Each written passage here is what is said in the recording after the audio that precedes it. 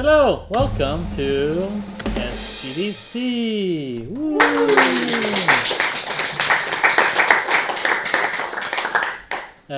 As the only game dev company left in this industry, we're happy to present you with the latest news of what's happening.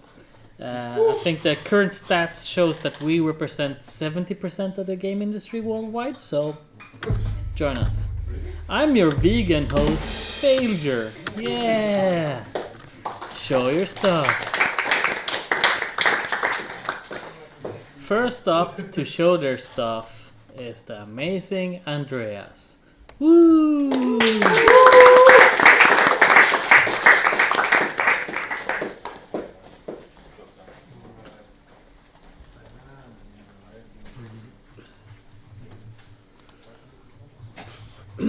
Hello.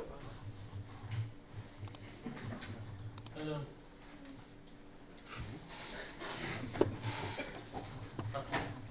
Right. It's about Not Us this week. It's been around for a while, and I guess last time I got the impression that maybe I was going through too fast, so this time I'm going to make the millionth recap of what this game sort of is about. I don't know if I should read all this. I didn't think this through. Anyway, it's a card game. It's more solitary-ish than I would like to admit. You should do stuff like build your collection and craft. Well, actually, we should change that into upgrading. It's more like you upgrade and you unlock new cards. Okay, so that's crafting. Fuck it. Inventory management and resource management, just because they're fun. But we're not going to look into the actual game. I'm just mentioning this as a recap. Get used to it. I might do it when we get new people. And yeah, I forgot I did this fancy stuff. This is just some games that inspired me. Maybe you've seen one of them, and that would help understand my game. And I did the recap. Now we're going to look into the latest build with travel mode and crafting mode. Whoops. I am not doing this slower than 3 minutes. Okay. Yeah, so first the travel mode, because that's what we saw last. A2D2, my colleague, has tweaked this during the week, and now the cart and the goat are following the shape of the ground instead of just bumping around and sometimes hovering. I put in, just for the presentation, I guess we'll make it permanent, the little gnats in the air are now mobile, because before they were just a sprite. And that's what we have from travel mode. And crafting is new-ish. We did lots of changes.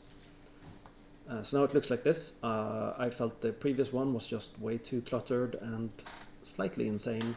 There were flowers involved. And I figured we'll check through the how-to instructions, like we did in the last version. It's showing here that, hey, you need to move this somewhere to pick what card appears here, the preview card.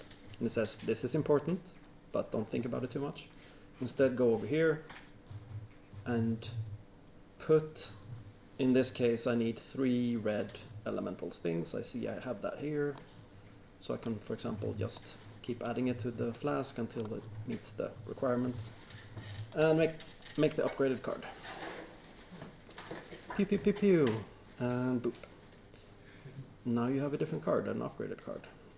And this card has more red that it needs, and so on. And this requires blue, and there's a green or whatever. I didn't think this through, so I don't have any more advanced recipes. This is the start out collection.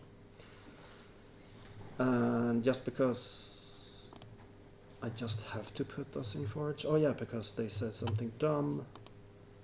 And they say something smart, and there's drama. There's going to be drama at some point where I write stories for these two. And Twig, Lizard, and the Goat.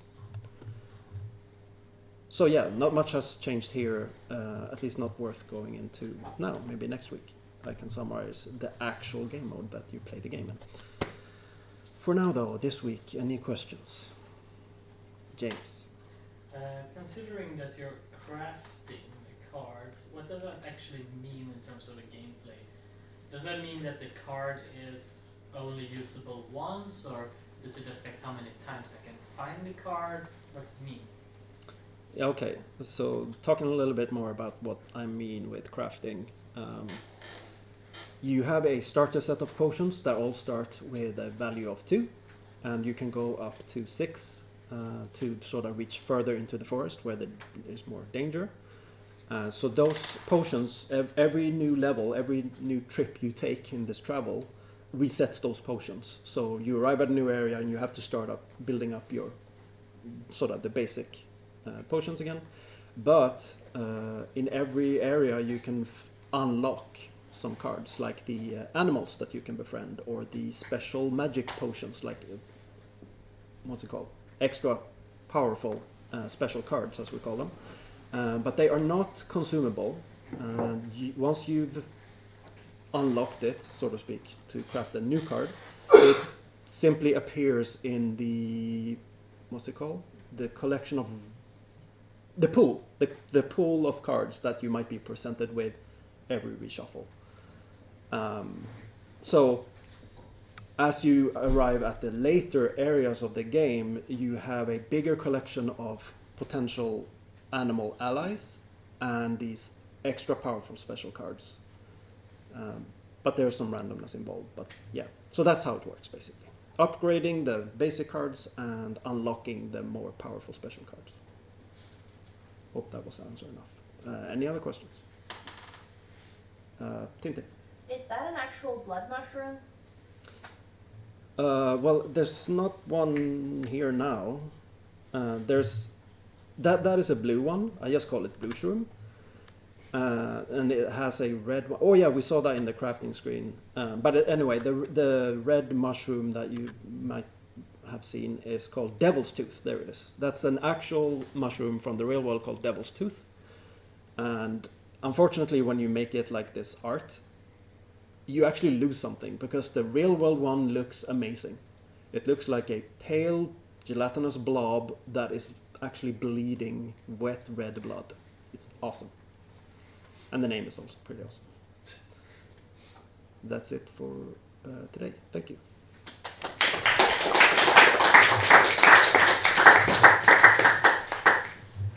Thank you, and I'll see you later.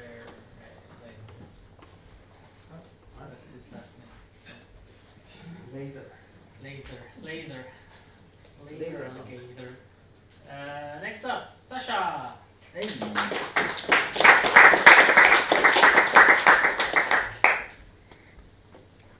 Cool.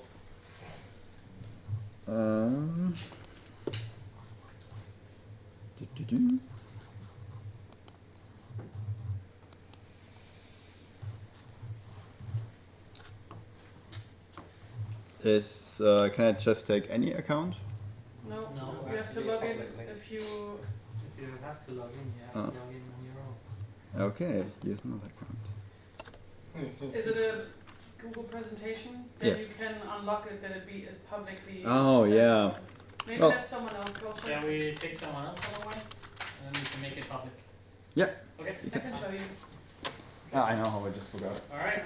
Next up is Daniel. Yes.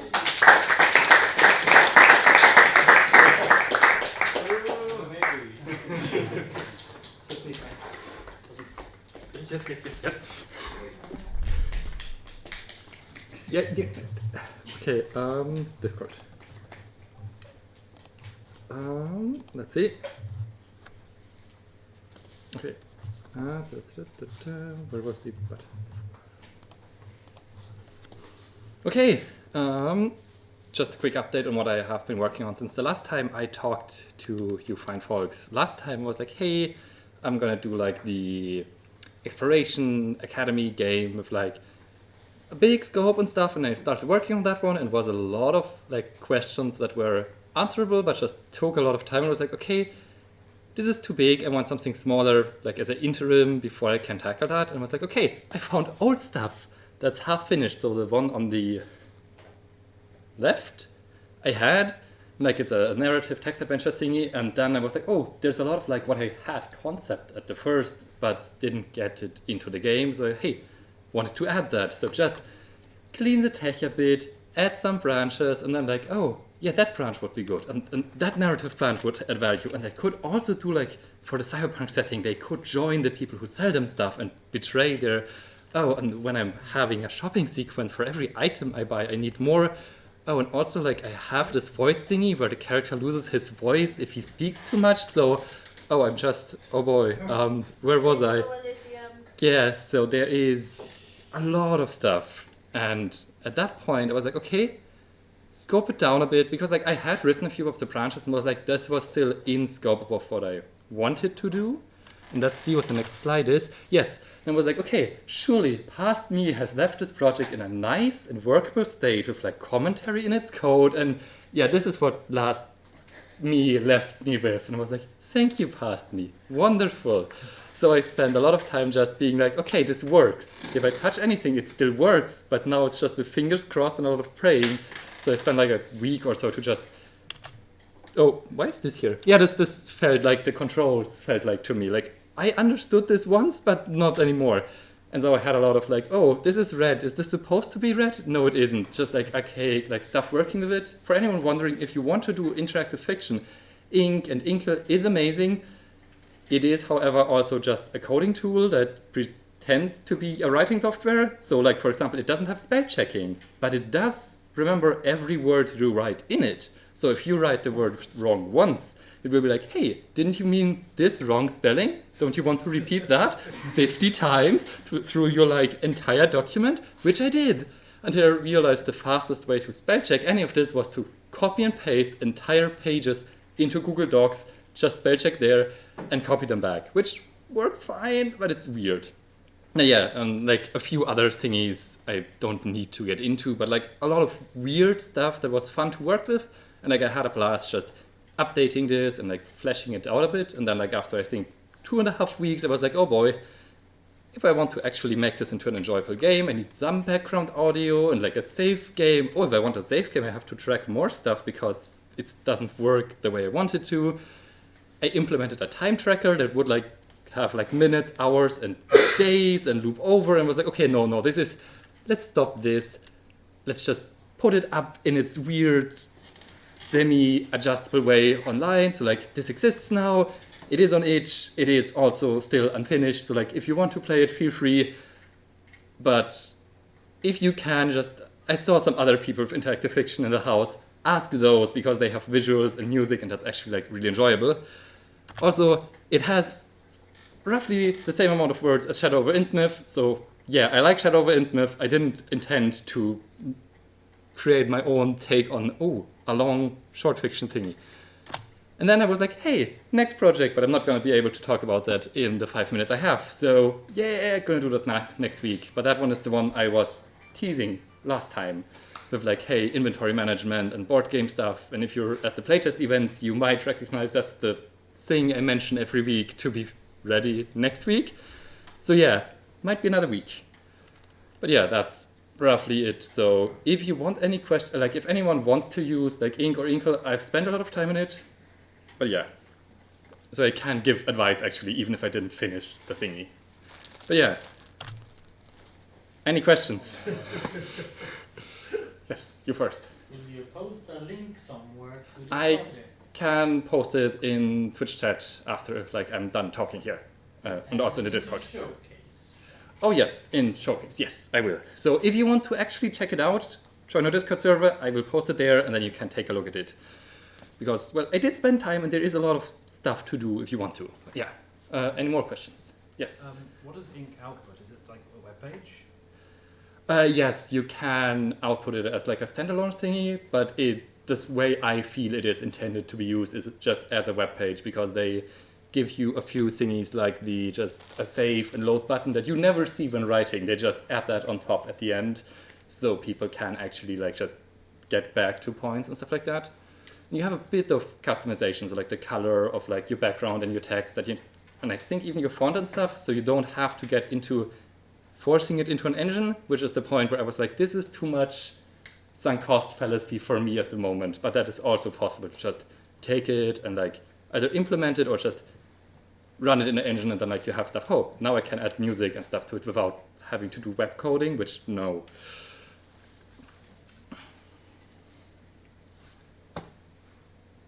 Okay, no more questions? Awesome.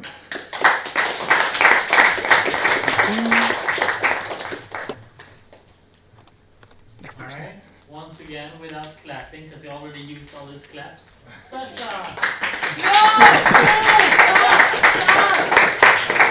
Oh my god, you guys are out of control. This is the last SGDC. Hey, the last time I made my presentation, I kind of showed a bit of me, was also talking about the Global Game Jam, and I think I'm just going to deliver a bit more about me. Maybe eventually we're going to get to my favorite games, but this will be up for the next or the next presentation, who knows. That was my cat. I like to draw. I think drawing is like painting, but fun. For me at least, because I find it much more easy, very intuitive. I really love like the sketching stuff, and I don't know, it just works. I don't have to think much. That's fantastic. Colors are evil, my friends. Colors are evil.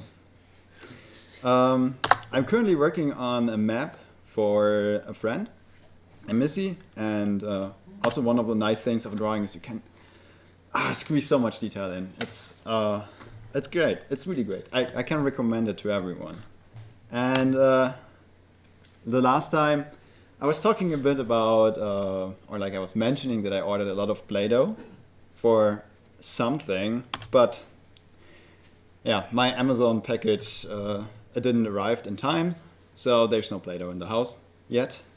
And I ordered the Play-Doh to for the Global Game Jam, and since it didn't arrive in time, like our Global Game Jam troupe will leave a little bit earlier to Malmö, which is around this time, to enjoy Malmö a bit and fetch some Play-Doh in one of those many toy stores. And what I want to do with Play-Doh is I want to build, or like I want to ask my team to build like little miniatures and then 3D scan them, because I've got all my equipment here. And I'm going to carry it to the Global Game Jam site in Malmö. And there was some controversy with the right word, I guess. Controversy. Controversy. I'm a little bit nervous. Yeah, with the Global Game Jam, because they have an AI art generator company as sponsor, and people didn't really like it. And like also in one of the diversifiers, they are kind of like incentivizing people to use it, and there's like the only sponsored diversifier that pays out cash. And yeah, there was a lot of drama, but actually I don't give a fuck. Because, oh, one too far. Because this is kind of what I want from a game jam. It's like sitting around with people, making something cool, presenting it, celebrating it. I don't care for the sponsors and what they do and what they imply. And I care for this, what we see here. It's kind of like people doing shit together and having fun. And if it really happens that the AI tool makes every artist or half of them not use, I have a great idea to make a Global Game Jam trading card game. And for that we need a lot of artists that have nothing to do. So that would be a great opportunity if they're kind of like being kicked out from through the AI. Like, yeah, sure. Let's do something really colorful there. For that I would even ditch the whole photogrammetry Play-Doh thing. And also, because it would be great, like having 10 artists in a team, like, wow, what you can do. And like there's, also the thing is, why I think it's important to join events like this, as as we see in the picture, most of us are somewhat solo devs. We're doing everything more or less on ourselves, on our own. And even if we are a group of very happy people that live in a big bubble, it's a bubble, and the bubble is in the midst of nowhere. So going out from time to time, meeting other people can just be not just a fun experience, but also great for your mental health, for just having fun, for telling people about Spelkollektivet, by the way, that this exists and that this is actually a very cool place. So yeah, this is the end of my presentation, and the next time we'll see what I will show, probably some game jam stuff. Questions? James. I don't know what the English word for this, but there is trolldeig. Basically an easy to make, like a dough you can easily make at home with just salt and shit. That's type, yeah. Yeah, Have you considered doing that since you don't have your Play-Doh? I don't know if it's... it has no colors. I have food coloring. Red collars are evil. Yeah. Yeah, but Colors are evil! hey, I have the excuse because I'm not gonna make these things, I'm gonna scan those things.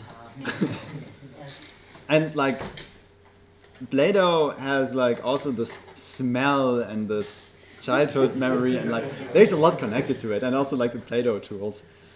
Johanna and then James. What's the name of your cat? Michel.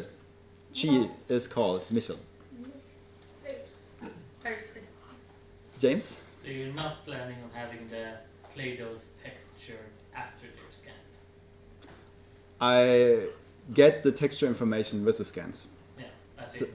So you don't want the texture afterwards? Yeah, I just want to have them, scan them, click my 3 magic buttons, run my 3 magic scripts, and then we have it as an essay.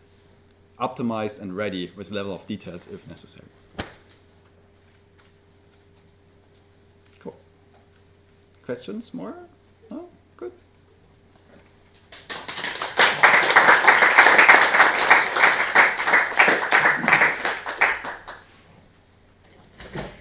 Alright, next up, straight out of Estonia, Mariana.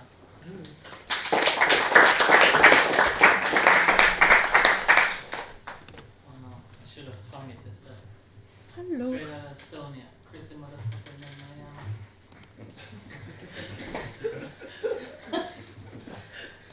NWA, Right. Hey, so I'm Mariana, and today I want to show a little bit of progress on Korter 1996, which is a pixel art game which me and Fan are making, and it's about basically it's point and click that takes place in a post-Soviet apartment block, and you get to rummage through other people's apartments and enjoy just the vibes of being in here in 1996 in unknown Eastern European country. So last time I presented, we were kind of like thinking about colors, and here's like a last update I was showing last year. But in the meanwhile, we've been figuring things out, like small things like radiators, which is very important, and adding a sock to a radiator, adding cupboard doors, and making pixels be pixely, and snapping pixels. Yes, nice. And I have a video for presenting.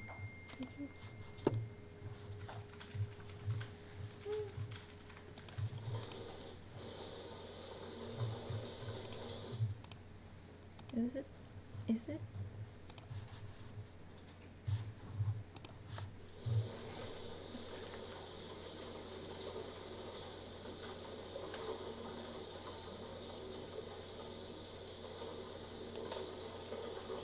So we have some items you can pick up. This is like the apartment 0 right now, which you start in and start unpacking first.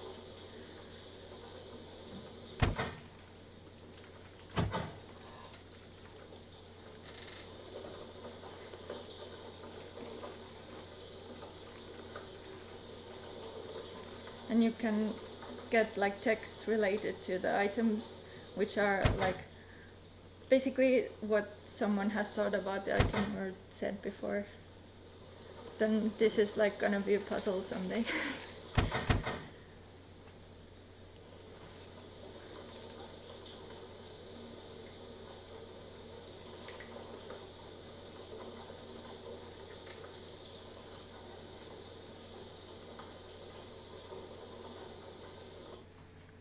So yeah, kind of like a unpacking style experience right now, and that's where we're at. Any questions? Yes. Can you drop and break shit? No.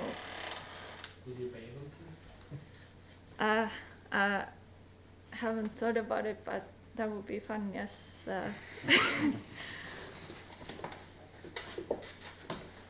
Yeah. What does Korter mean? It means apartment. Okay. And Chris.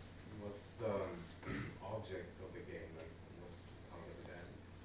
how does it end? How does then? Well, you kind of find out about how loneliness connects us in apartments. Like the player moves into an apartment, their first time in like it's like moving it out of like a big family to your first apartment and experiencing loneliness for the first time, kind of, and also like going through other people's apartments to see their life experiences and kind of connecting to other people who are living alone and having like that kind of experience, and maybe like having this kind of mysterious connection to those people. That's the story. Yes. Are we able to play, test, or is there a demo or something, or build that you can already? No, I think it's a bit early for that. Yeah, James. Some Polish person is asking if we can steal things from their apartments. Yeah, that was actually the main like thing that I wanted for the game,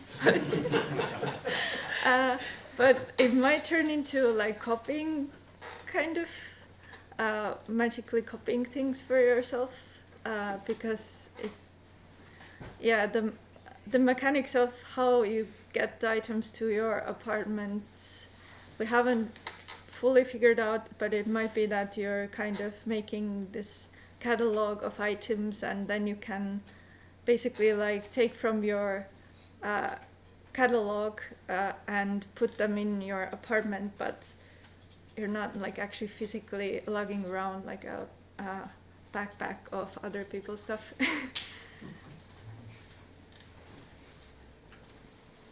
Yep.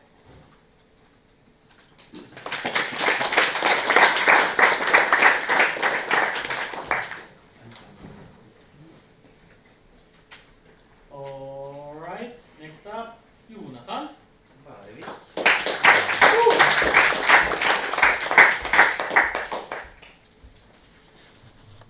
Hello, I'm Jonatan. It's been a while. One might even say this. I haven't done this since last year. Whoa. It's too soon? Too soon? Oh, okay. Anyways, so yeah, that's a right intro. It's been a while. Yeah, that's a good note. So basically, for those who don't know, I'm working on a kind of like a roguelike top-down shooter game. And I also wrote, it's inspired by Cult of the Lamb mixed with Monster Hunter with guns. But the thing is, I never really played Monster Hunter. I don't really know what it's about. I just know that you hunt monsters, and I was like, oh, the biggest trend I'm on with my game right now is that I imagine you basically take on a contract to kill a big monster thing. And I'm like, oh yeah, isn't that just like Monster World? sure. So yeah, maybe I should know. But anyway, that's the game. But yeah, I feel like my pace with the game has been kind of slow. Lately it's been kind of hard to work because I haven't really set any goals. Like, when I wake up in the morning, it's like, I'm gonna make the game better. Yes, I'm gonna make the game better. Like, how am I gonna make it? I don't know. Just gonna make it better. So just for fun, this is 2 months ago, and this is today. It's like, whoa, a big change. So it feels like I haven't really done a lot, like visually. But yeah, it's still some stuff. But moving forward, my biggest goal is to make more goals. That sounded better in my head. But yeah, I also had some gifts. So before I go jump into the demo, so basically, I kind of like leg stuff. So basically, I want to try to make more systematic games. So I imagine all the enemies are kind of like blobs of this. Blobs of goo with have stuff sticking out of it, and they kind of behave like hermit crabs, that are just blobs of thing, but they're just like mindless unless they pick up an object. So imagine they pick up a shell and it's a red shell, and now they spit fire. So it's like, whoa, they kind of inherit their behavior from the object they interact with and pick up, and that's like the basic. And then I want you to hunt a big one, a big blob with a big shell. That's like the goal. But anyways, I haven't really figured out all that stuff, but that's like the gist of it. And I thought I'd show off some stuff, because what I've been working most is like a flanking system. So basically they don't try to go all in front of me. So these are like mindless blobs. They kind of try to flank me. So it's like, whoa. And then they try to kill me, of course. It's like, look how cute they are while they try to kill me. Yeah. So that's, I was inspired by Sunset over there, and then I can kill them, and I can, yeah. This is how it is, and maybe if I get some space I can show you. I also made a little character with floppy things and eyes and stuff. That's cool. So nowadays this is basically the only enemy I have, and they kind of try to swarm me and go around me, and they have a simple attack pattern.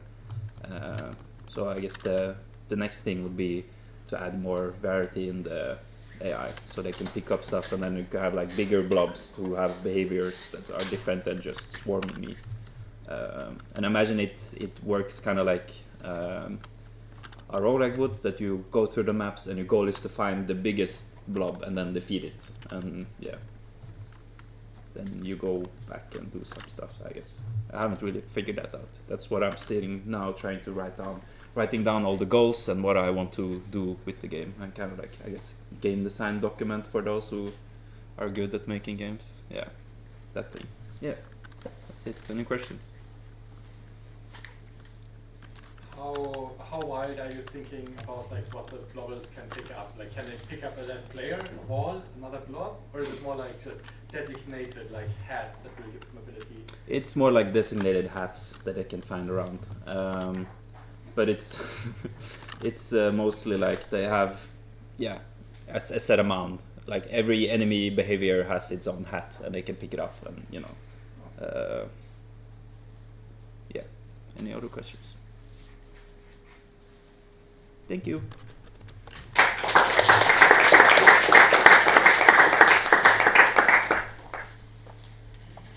All right.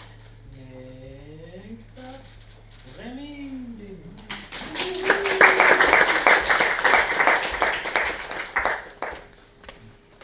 Hello. This is where we know if it worked. Ooh. Oh, no, yes. Yeah. Cool. Hello. My name is Rémi. I am gonna talk about these two games, Froguelike and Time Glitch. I'm gonna give some numbers. And some new stuff that came around the past 2 weeks, I think. So yeah, but Froguelike, we got a new trailer. Let's watch it. Aaron made it. Oh wait. There's sound. Yes. It's 30 seconds.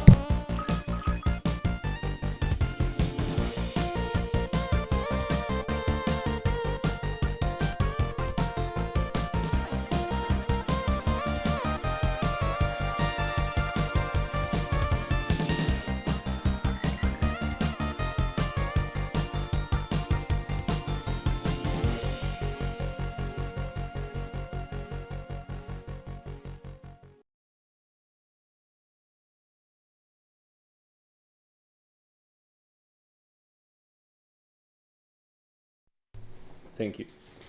Yeah, so that's a new thing. It got released yesterday, I think, that trailer. We also released yesterday a new update. Since the game came out in early access, we've been updating it every week with small stuff, usually like polish or balancing, or I think, did we add a new feature? I don't remember. But yeah, anyway, Johanna did a very good job with writing all the updates every time on Steam, so you can check that out. And the update for this week was polishing the damage text that you see here. Now the color tells you what kind of damage you do to the bugs. It also, the text also has an outline and it's more readable. And we also increased the values, so you actually can tell when you get a 10% damage upgrade or something.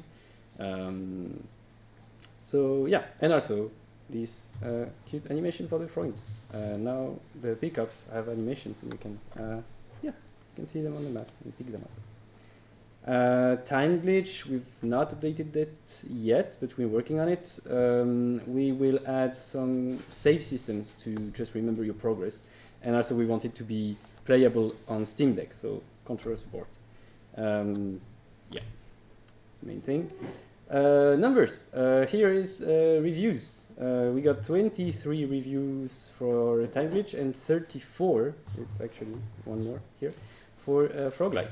And you see these two characters are trying to go that way, so you just had to write more reviews, like good ones, so they can move up, like more to the top right of that chart. Yes, thank you. Wish lists. So for Froguelike here you can notice the Steam Next Fest a few months ago, and here you notice the early access. So since the game released, we got a lot more wish lists. So now we have like a bit more above 2,000 for Froguelike and around 600 for Time Glitch. But yeah, I don't know anything about numbers. That's the first games I actually released and actually see the numbers. I don't know if it's any good, but it's something. And yeah, it's just fun seeing that grow and see the people playing the game.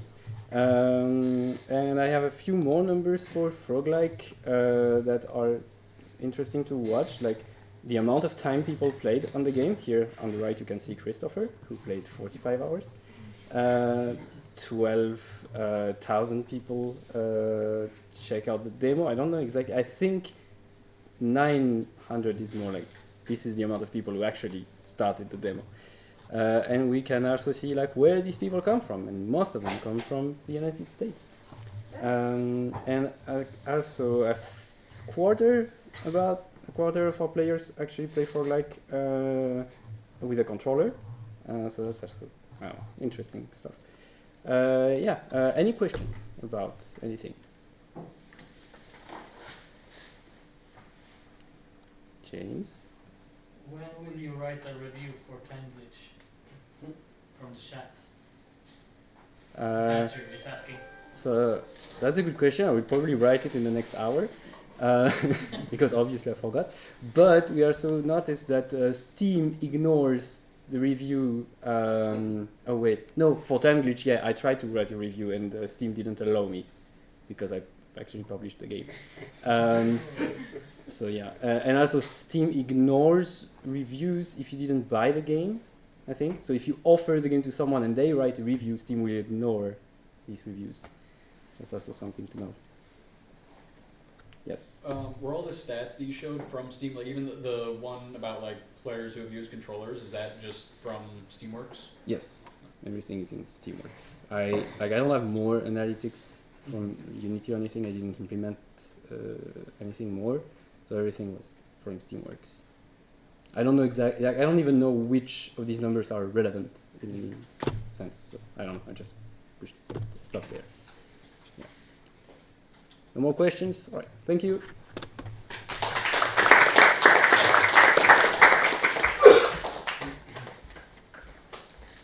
All right. Maybe something more. I don't know how to do a joke. Okay.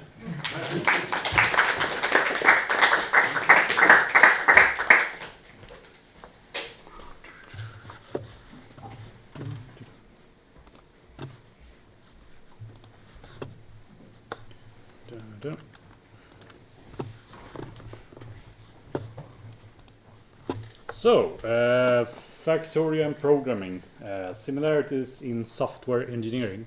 How many people have played Factorio here? Raise a hand, please. That few. 7,000 hours. 7,000 hours, okay. So, what are some similarities? This YouTube guy told me they're the same, basically. We'll get back to that. But I took that as an excuse to... I've been kind of like... my energy being kind of low the last few months. Hopefully it will get better when there's more sun and stuff. But I took this as an excuse to try it and see if I agree. So putting the engineering in the software engineering, you have engineering and optimization. And what exactly are you engineering for? You see my mouse? Yes. Or you want to optimize for like space or throughput or efficiency or pollution or scalability or in-game time. But there's also an important component like brain use. How much thought do you want to put into a design? How much thought do you want to try to put in to optimize your factory? There's also like prep time, because there's not just in-game time. Like the game runs, you can let it run for its own and it will go fine. But there's also like, you can watch YouTube videos, you can watch tutorials, you can try to speed run the game. How much time do you spend researching the game? A quick note about pollution. Pollution is a dynamic difficulty system. Low pollution, if you have a small factory, then the trees will absorb the pollution. But if you have a big factory, then you have high pollution and the trees will die, and biter spawners will eventually absorb the pollution, and they will then spawn these biters, the enemies. So there is a dynamic difficulty system where you can basically take your time if you want to and just take it very slowly. How many here like spaghetti? How many here like spaghetti in code or Factorio? Oh, a few people. What? So enjoy this work of art. If I wanna reuse this design, it's kind of hard to like input to reuse it. It's also hard to maintain if I mess up and put something on the line that I don't want there on the belt. It's hard to clear. It's also hard to verify if it's actually correct, if it's acting correctly, or if it goes to the correct stuff. But you can also make clean designs, which is easier to read and easier to maintain and easier to verify. Like if somebody else looks at this design, they can figure out what's going on. They can go in and correct mistakes. I myself don't have to look at it for long to correct my own mistakes. So you don't want to write spaghetti code in general, and you don't want to make spaghetti belts. Refactoring.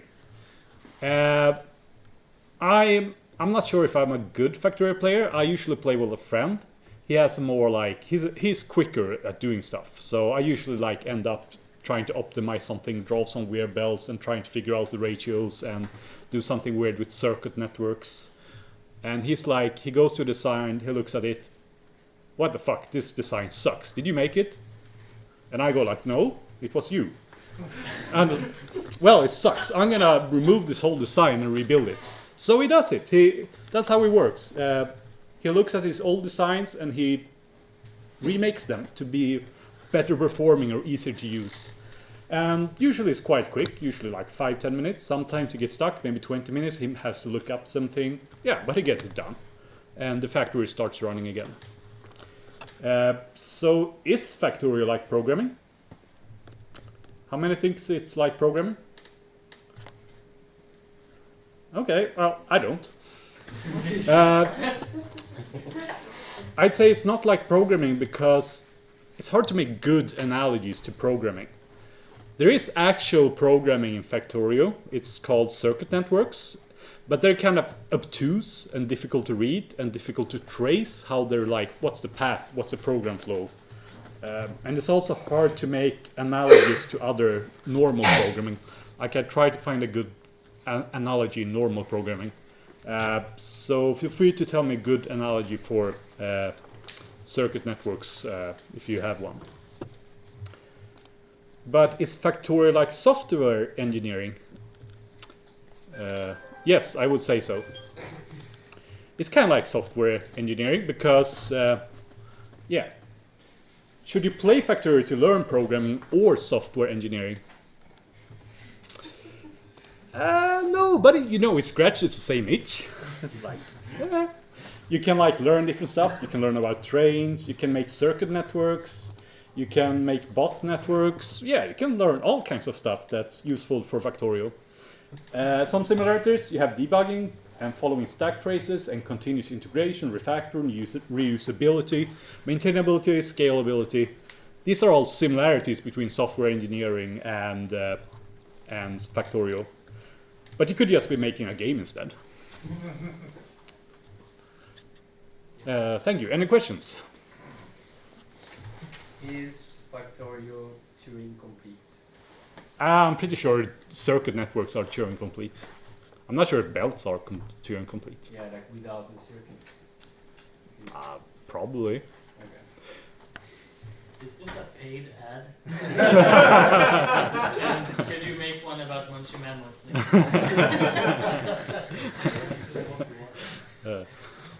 No, it's not a paid ad. Okay, thank you.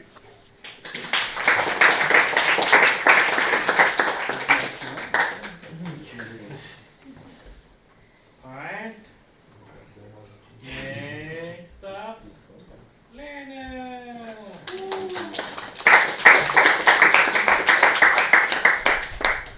Very slow clap there. It's more like programming. Just kidding. You want a faster one? Yeah. Anyways, if I'm very sleepy right now, then it's because I took an overnight plane from the US. Anyways, me and Brian went to this event, Super MagFest. That was a lot of fun. And yeah, I'm not gonna show you pictures and stuff because this is not the place, but I will show off the fact that I entered a board game competition on the festival. There was like 35 people, and I won the first place of it. So in Wingspan tournament, I have the first place.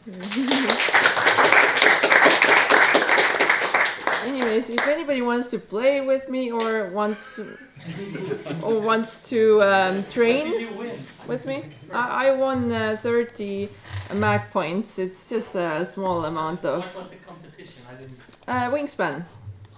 Playing Wingspan Okay. tournament with 35 people, and yeah, first place. So yeah, if anybody wants to play Wingspan, or I could also train you if you want to. Anyways, I'm having a lot of fun with it. So talking about Wingspan with me, or trying to challenge me because I'm a winner of that tournament. So yes. Anyways, game development. So usually I do a lot of team leading and stuff, but sometimes I do art as well. And currently for Broken Alliance, the game we're working on, this character you have seen already before. This is the Anchorage faction leader, but I made other faction leaders as well. For example, this is the Phobos faction leader. Very chaotic character that's trying to pull itself together and is very fancy, but also is full of chaos. Then we have a Forge faction leader, super fancy again, everything. Paradise faction leader, kind of a crazy but jolly guy, keeping everybody's spirits lift. Yeah, that's my sleeping right there. And a hedgehog warrior, just a dude. And yeah, just making portraits is a lot of fun. And for Craft, the other game that we're making, I made some blueprints for tiaras and crowns. So in the game, you at first forage different items. It's like a hidden object thing. And then you choose from the book. You choose one of the designs, and then you try to put the items like branches and stuff into here and glue them basically, and the game will look like how much overlap it has and how well you filled it up basically. So that's what's in the working currently, and we have made a roadmap. So basically we would like to now, which is gonna happen very soon now in February, have a public demo on Steam for Craft. That's gonna have the rhythm game in, and also like for Smithy, and also the new blueprint system as well. So to test that out and get more wish lists and all that, I'm gonna try to get to a maze in Berlin as well to show it off, and probably other things that we're gonna apply it as well. And then take part of Steam Fest in October, and also go to Poznan Game Arena and release Craft on Steam in the end of the year. So that would be this year's plan, and maybe if the game does really well, then we might do like a Magic Witch DLC update and also a bakery update, so to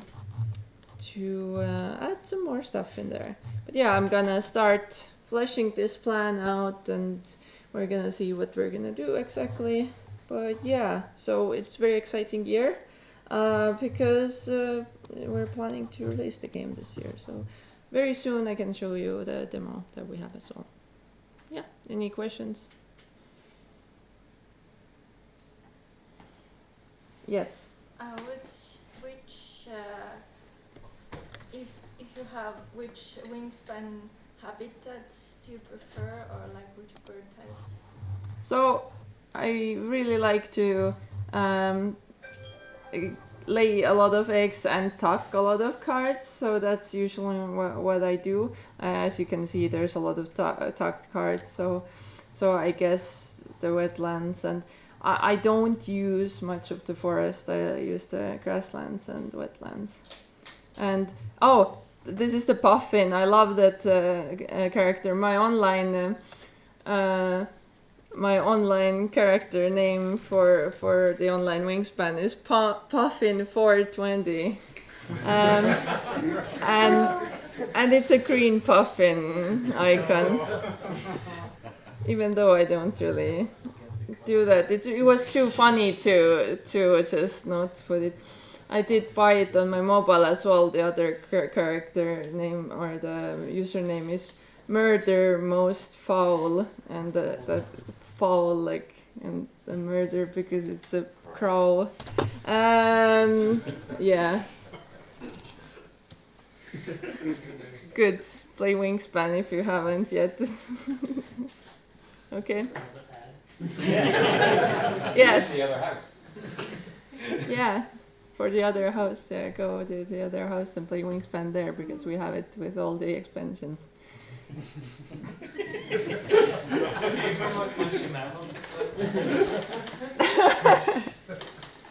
Okay, if I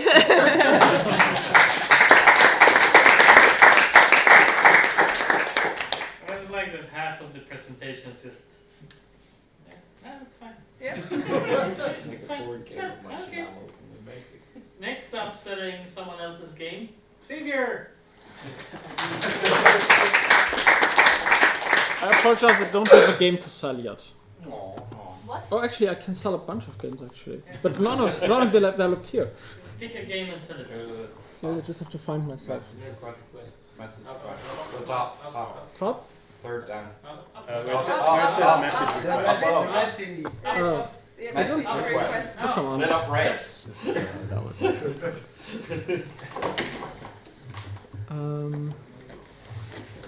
Alright.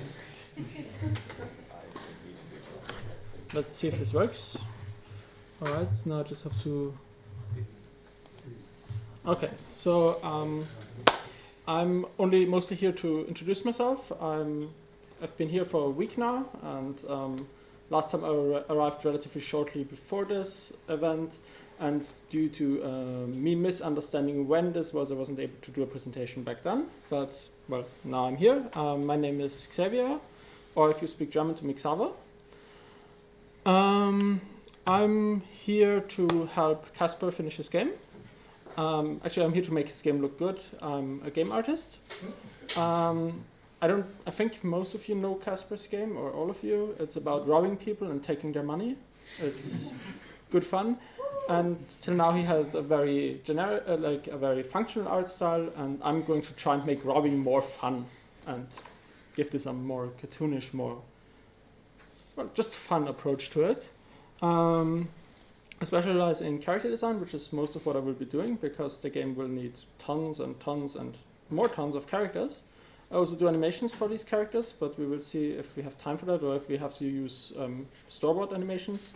And I also do VFX, and I'm very keen to do these, because actually that's my main specialty. So unfortunately I don't really have any 3D characters to show yet, so this is just a sketch of what we plan to do. Before it was just medieval humans, now we want other humanoids in there as well, to have like more shape diversity, more different abilities. And this is also kind of the skill we're aiming for, but the style we're aiming for, but in 3D, not in 2D, and in colorful. I do like colors.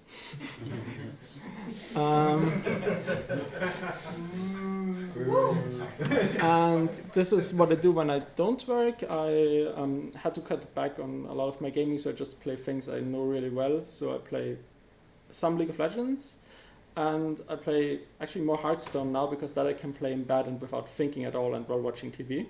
So that's what I do in the evenings. Other than that, I really like face-to-face games like Magic, or really any board game. And also Dungeons and Dragons. I forgot to put that in there, but I very much plan to join a campaign or open my own. I actually prefer being a dungeon master if I can. Yes. Other than that, I also read comics and webtoons, but that's more of a me alone hobby. Okay.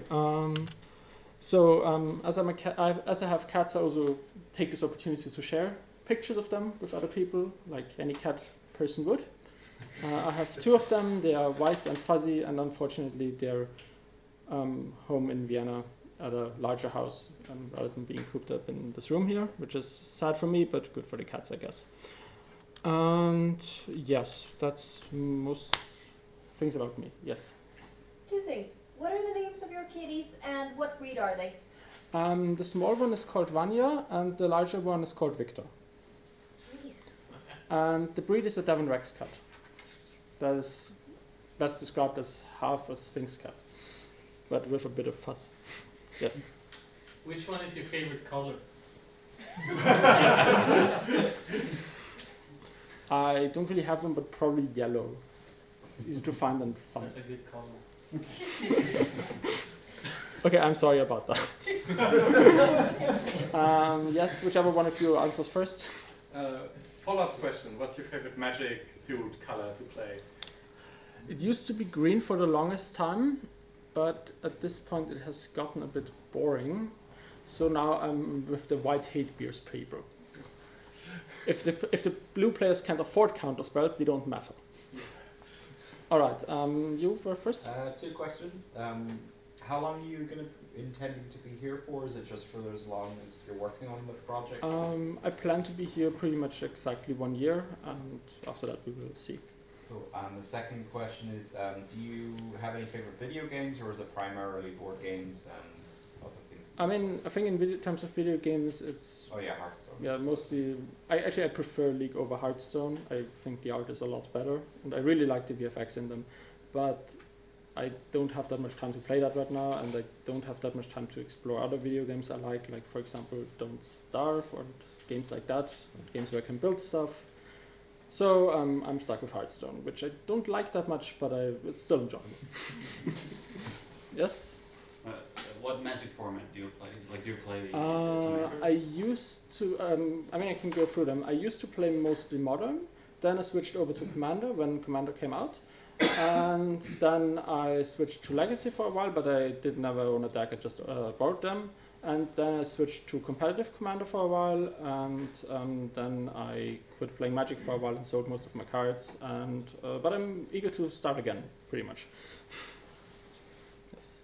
I've been playing Modern since Modern came out. I actually played the first Modern tournament in the Modern Friday Night Magic in Vienna. Yeah.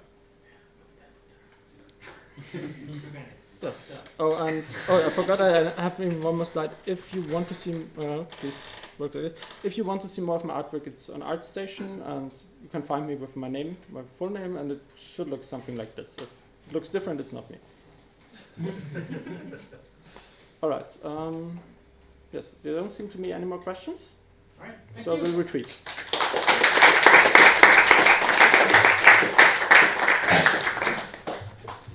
Should I do anything here, or do I just... All right. It's all fun that you guys are planning on making games, but just like...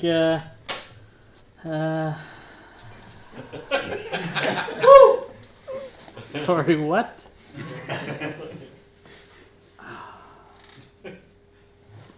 Names.